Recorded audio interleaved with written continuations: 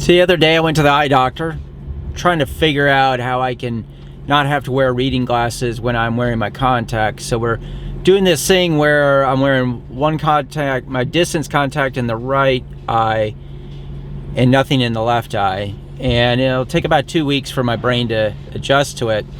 But I thought it was really interesting, so I was sure I'd give it a try. So my depth perception is a little off. But I got to thinking about how when I went to my eye doctor, she pulled up my file and all my history with her.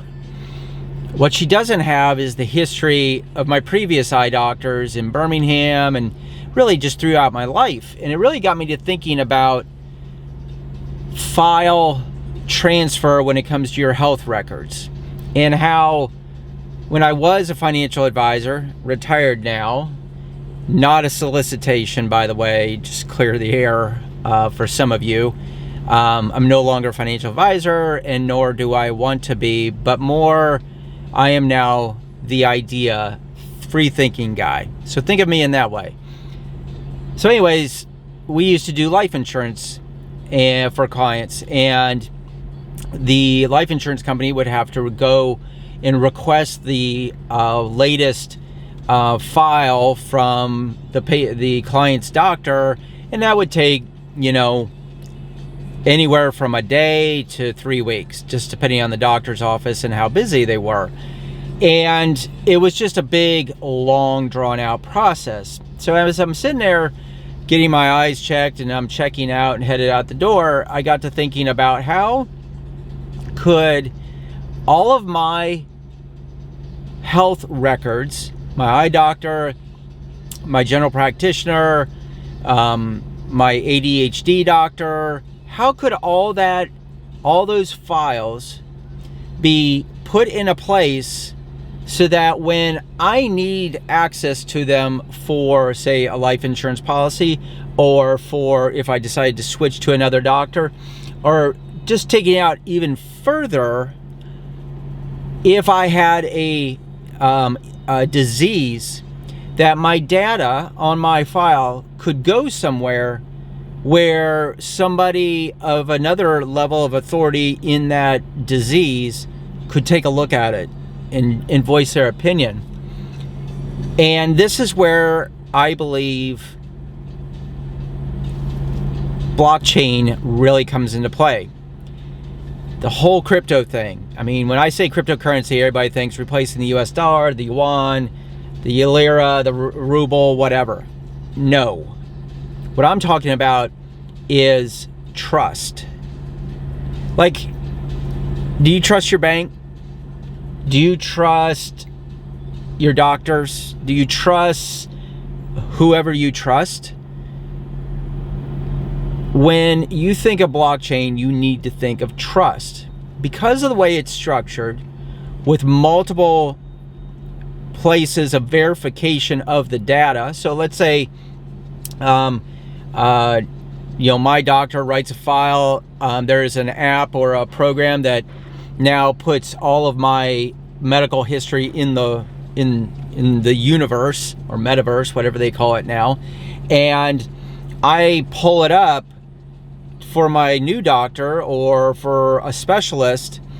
They can be 100% certain that that content or that file has not been manipulated because of how the blockchain system is structured, because of its multiple ledger system, that once you create a smart contract, if I've got this right, and I'm still learning just like everybody else, you create a smart contract, there are multiple ledgers that hold that smart contract and verify that that is what it is. And to change that, you have to change all the ledgers, and we're talking thousands, if not millions of ledgers you would have to change. So the falsification of any one document is virtually impossible. And so let's say for some reason I go, I'm out of state, I have a moment, health moment, and I'm rushed to the emergency room, and they were able to pull up my data via a QR code or some level of a code that they just punch in their computer, and it pulls up all of my medical history. And they can see what meds I'm on, what everything that's happened in my life, anything that they should know. And all of a sudden, within an instant, they can know my whole lifetime medical history. They don't have to call a doctor. They don't have to wake a doctor office up at 3 in the morning to get my file. They don't have to be sitting there talking to my wife going, what is he on? What is he doing? Instead, it's all right there. To me, that is what blockchain is about. It is streamlining the data, streamlining trust. It's making trust even more and more trustworthy. And that's why I think you'll see more and more things go to the blockchain networks. Like Ethereum, they'll start building more and more content on that. They'll build more and more stuff on Cardano and Polkadot and all these other chains that are legitimate. Now, there's 1,600 tokens out there right now, or coins. And most likely, just like the tech boom of the 90s, 80% of those companies will go away. But the other 20% will build the foundation of our world. Like, I was thinking about autonomous vehicles as I was driving over here to the studio, and I thought, how could blockchain create a more streamlined, faster moving, truer relationship with the computer systems that run autonomous vehicles, so that we don't have glitches or incidents or accidents? How has blockchain come into this? I've become very fascinated with where this is all going, and I truly believe this is the real deal. Yeah, there will be bumps in the road, and of course, Bitcoin will drop 10%, 20% in a matter of 4 or 5 days like it has recently, but that's really not the point. The point is the underlying technology that is being developed. Now, for a lot of people, this scares the living crap out of them because it's change, because it's not what it used to be. It's all new.